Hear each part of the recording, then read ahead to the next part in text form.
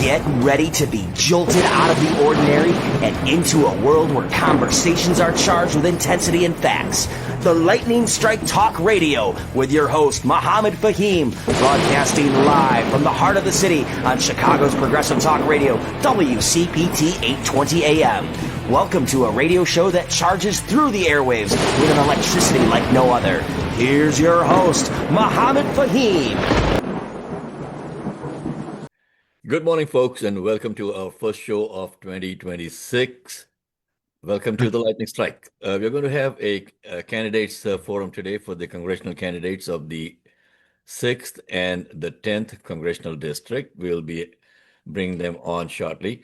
But I wanted to start off by what the heck is happening in the world, folks. We have the Venezuelan president that we kidnapped sitting in New York now with his wife. Imagine someone coming in and taking out America's president. So we're going to take a look at how Trump's foreign policy, recklessness, and domestic militarization are pushing America towards a moral and an electoral reckoning in 2026. So I wanted to start off my rant for the year with this. America is rattling sabers abroad and unsheathing them at home. The Trump administration's approach to power in 2025 has fused foreign policy aggression, unconditional militarism, and domestic force into a single posture. Might makes right. Nowhere is this more visible than in Gaza, and nowhere is it more dangerous than inside the United States itself and now Venezuela. As we approach the 2026 midterm elections, folks, voters are confronting a stark reality. A government increasingly comfortable with violence overseas and increasingly willing to normalize coercion at home. So we're going to take a look at Gaza first, when foreign policy abandons the moral ground. U.S. policy towards Gaza has become a moral litmus test, and America is failing it. By offering near-blanket political, military, and diplomatic cover for Israel's devastating assault on Gaza, the Trump administration has signaled that civilian lives are negotiable when strategic alliances are at stake. International law, yeah, who gives a hoot about it? Humanitarian norms, nah. And even America's own stated values have been sidelined in favor of transactional loyalty. This isn't just about Gaza, folks. It's about setting a precedent. When the U.S. dismisses mass civilian casualties, collective punishment, and the starvation of a population as unfortunate but necessary, it forfeits its credibility everywhere else. Human rights become talking points, not principles. Moral authority, once America's soft power, evaporates. By 2026, a generation of voters, particularly Americans and voters of color, will remember who spoke up and who looked away. At the Lightning Strike, we are trying to speak up. And thank you so much for listening to us every Sunday. But beyond Gaza, the administration's broader foreign policy has leaned heavily on threats, escalation, spectacle. Trade wars are being framed as punishments. Military posturing treated as strength.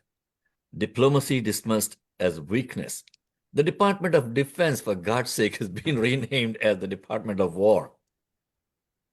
This approach destabilizes regions, alienates allies, and emboldens adversaries who thrive in chaos.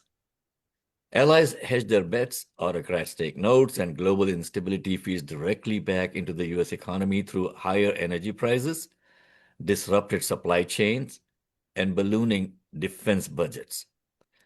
Saber rattling may well play on cable news, but it carries real cost measured in blood, credibility, and dollars. So what happens abroad now never stays abroad. The same logic that justifies overwhelming force in Gaza and now Venezuela is now being repackaged for domestic use. Militarized policing, federal police against protesters, rhetoric that labels dissent as disorder and protest as threat. We've got two congressional candidates coming on for our first congressional forum today, and it'll be fun to ask them how they are going to treat this if they get elected. Immigration enforcement increasingly resembles military operations. Protest movements are met with riot gear instead of dialogue. Federal power is framed not as a public trust, but as a weapon to be wielded against enemies within. That's what our president has said. This is not law and order. It is order through fear. And history is clear. Once a government grows comfortable using force to silence opposition, the definition of threat expands quickly. So let's look at militarization, foreign and domestic. It is expensive. Trillions flow into weapons systems while housing, healthcare, and education remain underfunded. Cities pay for armored vehicles while social services are cut. Inflation worsens as global instability drives up costs and working families foot the bill, and our president seems to think that there's no inflation.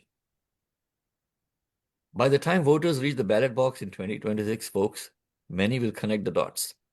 Endless conflict abroad, shrinking opportunity at home. So the 2026 midterms will not just be about seats in Congress. They will be a referendum on whether Americans accept a future defined by permanent war, unconditional militarism, and domestic force, or demand a return to diplomacy, restraint, and human dignity.